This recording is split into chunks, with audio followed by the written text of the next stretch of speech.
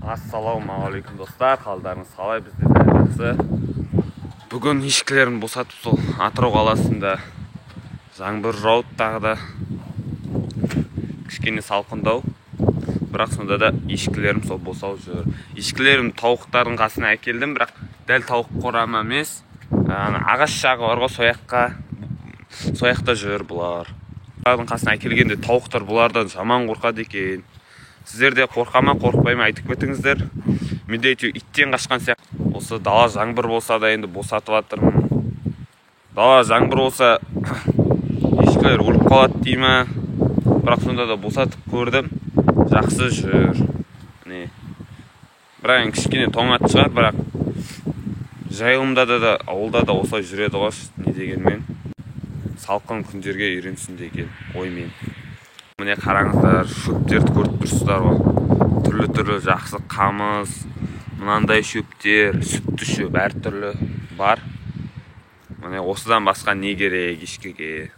Бір рет осыларды осы көршім шарбағынан босатып кетіп едім ауласына.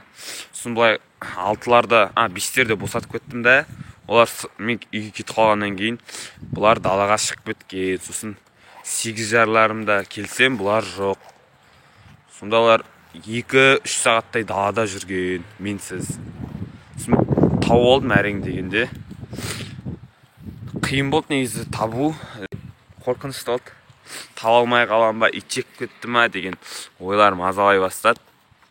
Бірақ бір адамның ауласынан тауып алдым. Кішкентай балалар бағып жүр екен, қарап қорқып. Сол өздері кіріп кетті ма білмедім, біреу кіргізді ма, өздері кіріп кеткен шығар. Ешкінің аты ешкі, далаларда осылай жүреді, не дегенмен. Сол достар. Жақсы ма, дұрыс па осы жерге босатқаным?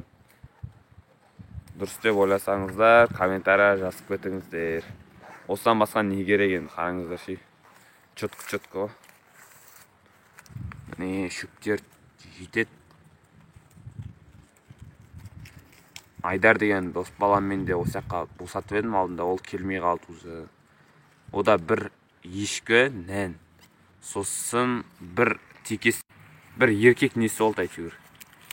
Қошқар дейма, не дейді, бір еркек ешкісі олды үшін. Оны 60 мыңға сатып жіберген. Сол тек бір ешкісі алды ұрғашы. Буаз олды 1-2 айдай болған. Ол бірақ мыналардың қасына келеді, мыналарды сүзіп не істеді, жаман сүзеді екен, мүйізі, нән, бір мүйізі бірақ сынып қалған. Бір мүйізі сынып қалған сияқты сол. Бұларды үркітіп не істеді.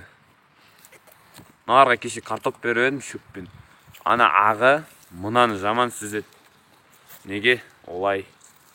Мынау кішкен тентектеу. Мынау суаз қасыңа келеді. Зато бір жақсысы суға түсіп алды. Бәрі бір сияқты көріп тұрсыздар ғой да.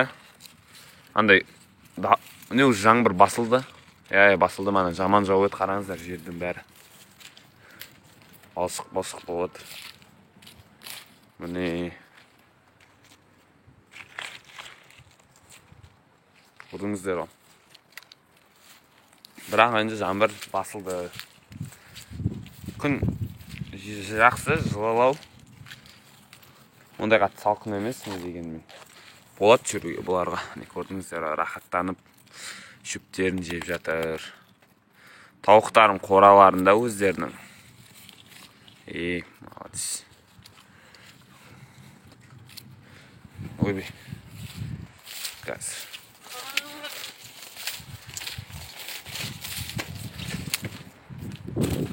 Тауықтарым өз қораларында. Шығарған жоқ, олар тоңып қалады ғой.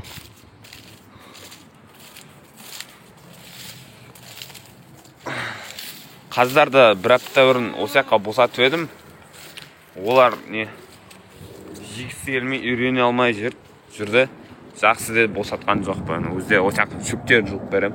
Құрлы күндері босатасыздар ма ешкілеріңізді? Комментария жазып кетіңіздер. Бұлар сосын далаға босату керек па? Қасында жүрсең, қорқам иттер жеп кете ме деп. Бір рет осылар босатып жүргенде алабай ит не істеді ғой, шапты. алабайды қуып жібердім.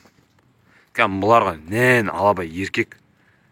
Кәдімгі 3-4 жасар алабай шауып келеді достарға. Ема. Бұлар вообще бәрі шөптерін жеп тұра берді. Сосын қолыма бір кез келген нәрсені алдым да, бір қураған шөп па, соны ема лақтырып не істеді. Қуып жібердім. Жиып қоя ма деп қорқып едім. Алабай.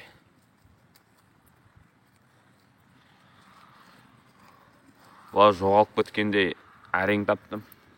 Сіздер ешкілеріңіз жоғалып кетсе қалай іздеп табасыздар? Бұлар негізі босатып жіберсе жүре беретін сияқты. Қайттан келмейді бірақ. Өз үйімізге келем екен. Өзімізді ана аяқтан қуып келаттық қо. Кіргізік, сосын сол жолмен қайтта үйге баратыр ма екен. Құдай білсін енді. Сонда да әрең таптық. 30 минутта іздеп таптым еще. Бұлар 2,5-3 сағаттай далада жүрген. Сосын мен осы жаққа келдім. Сосын жоқ, таба алмадым. Сосын жарты сағаттай одан да көп іздедім. Жүрегім түсті, бүкіл құрсай несін шарлап шықтым. Сосын тауып алдым. Сіздерде осындай оқиғалар болған ба? Ешкілеріңіз жоғалып кетіп, таба алмай кездер болса жазып кетіңіздер комментарияға. Достар, осы егерде видео ұнаса, каналға тіркеліп лайк басып қолдап кетсеңіздер. Қош, сау болыңыздар. Осы